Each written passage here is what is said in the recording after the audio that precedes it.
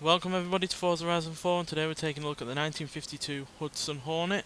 Now this car was part of the first generation, produced from 1951 to 1954, with the second generation being produced from 1955 to 1957, under the American Motor Company name, after Hudson and Nash both merged to join forces and to have a bigger company, a bigger workforce and more money behind them. And yeah, this car features a really rather revolutionary functional step down design, which means it has a dropped floor pan with which gave it a chassis with a lower centre of gravity than other cars of the time, meaning it had far better handling. It also had a perimeter frame, which was actually in use in American vehicles right up until 2011. It also had the widest seats in any car at the time, and because the rear seats were ahead of the rear axle, it meant that the passengers had a really rather comfy ride, and that was aided by the fact that also it was quite low down. So yeah, this had a far better ride than even the likes of Cadillac back in the day, and thanks to its low, sleek design and its streamlined bodywork, it was also really rather handsome. Easily one of the best looking vehicles from the early 50s.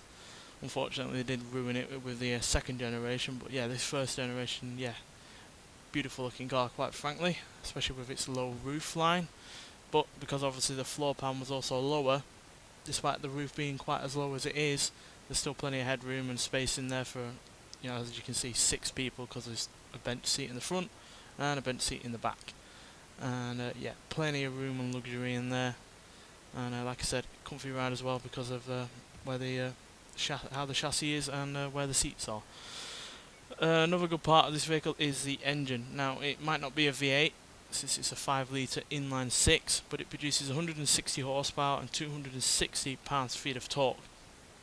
Now as you can see, it says twin H power on the top of the engine there, and that referred to an additional optional extra, which was a pair of single barrel carbs resting atop of a dual intake manifold. Now unfortunately this detail that is a part of this car isn't reflected in the horsepower rating. It should have 10 extra horsepower and I think 15 extra pounds-feet of torque, which it doesn't have with this vehicle. So even though it does have twin H power on the engine there, it is unfortunately, in terms of power, just a standard Hudson Hornet engine, which yeah, it's no bad thing. 160 horsepower from 1952 is not a bad amount of power. You compare it to that to the Mercury Coupe, which was only a few years older than this, that is also on this game. That had 50 horsepower less and 60 pounds-feet of torque less as well, and it's actually the same amount of torque as a Chevrolet 150 utility sedan, despite that having a V8 engine. So yeah, fairly impressive power and torque, though obviously it does weigh a fair bit, being such a large vehicle with, as you can see, such a large boot. It weighs 3,550 pounds, which is a hell of a lot of a weight, but despite that, because it does have that torque, which is at a low end of their RPM and doesn't really fall off because it has quite a flat torque band, means that it's still really rather a rapid vehicle despite weighing so much with less than 200 horsepower. So yeah, let's get out onto the open road and just see how it can drive. So yeah, that engine makes this a really rather unique beast on this game. There's not, I don't think there is any actually inline 6 engine cars on this game. I know previous Forza games have had the original Corvette, which also had an inline 6 engine, but I don't think that's on this game. Certainly not to buy outright, I don't think. So yeah, that engine makes it really rather unique, as well as obviously the styling and the fact that it's got a chassis like no other car at the time. Unfortunately, because of that chassis being quite a complicated thing to make, it kind of was a double-edged sword really. It made it expensive for them to rebody the Hudson itself, the Hornet itself, sorry.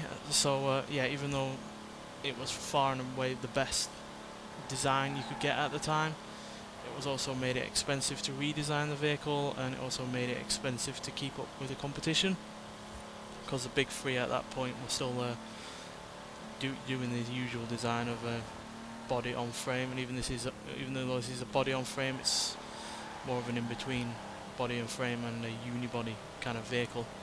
But the big three had planned obsolescence in their vehicles, whereas this was meant to last. And yeah, so that unfortunately came up against Hudson, which is why they eventually decided to merge with Nash, because they really couldn't afford to be making vehicles like this, because even though it was a great vehicle, it didn't sell as well as they would have hoped. But nonetheless, on this game, it is a great car. Handles beautifully for a vehicle from the early 50s, and yeah, the power may well not be the greatest power you can get from a vehicle from this time, especially when you consider the amount of weight it's got, but its acceleration is still not half bad. 0 to 60 in 12.1 seconds, and 0 to 139.978 seconds, and then going to a top speed of 111 miles an hour, which again is really rather impressive for a full-size car like this. Certainly a lot bigger than the likes of the Mercury Coupe or the Chevrolet 150 utility sedan, all the while handling better than both of them and being at least quicker than the Mercury. So yeah, really glad this is finally back in the Forza series, because we've not had it since Forza Motorsport 4 when it was released as part of a July car pack DLC. So yeah, really glad it's back. I'm not sure whether or not I include it in my top 10 cars to return from Forza Motorsport 4, but that's purely because there were so many cars in that game that were great that I just wanted back in a Forza game. But if it didn't make the top 10, it was really rather close in coming into that top 10. But nonetheless, I am glad it is finally back in a Forza game, and hopefully it means it's in the next Forza Motorsport game whenever that comes out. So yeah, really like this car. I just wish the detailing matched the horsepower ratings on this game. It should have the extra 10 horsepower and extra 15 pound-feet of torque, but unfortunately it doesn't. But it's still a reasonably quick car, and at the end of the day it's a fun car to drive. It's easily one of my favourite cars to drive on this game. It just handles so beautifully for a car from the period. Just don't expect it to be able to handle as well as that. And certainly the big three could not make a car as good as handling as this. And its handling came in handy really when it was raced at NASCAR, because yeah, it was a stock car back in the day, and many wins under its belt. And if you're into your Pixar animated films, you'll know this also from the film Cars, where it was represented by Doc Hudson. So yeah, got a bit of life out of that. Hornet was eventually brought back as a name by AMC in the 70s as a replacement for the Rambler, but it, yeah, it was never the same kind of car as this after this first generation, because AMC ditched the perimeter frame design and chassis for that second generation, so it was really no better than the big three when it came to handling, even though it was more powerful than this. But nonetheless, cracking vehicle, and yeah, easily one of the more unique vehicles on this game, especially from America in the 50s. Nonetheless, thanks for watching. If you've got this car, because you have to get it in part of a trial championship or something, you have to race Reliant Robins around, or Reliant Supervans around 3 races, which I find rather difficult because they do like to fall over. But if you do get it, or if you want to get it, it's well worth it. Trust me, it's one of the easily best vehicles on this game.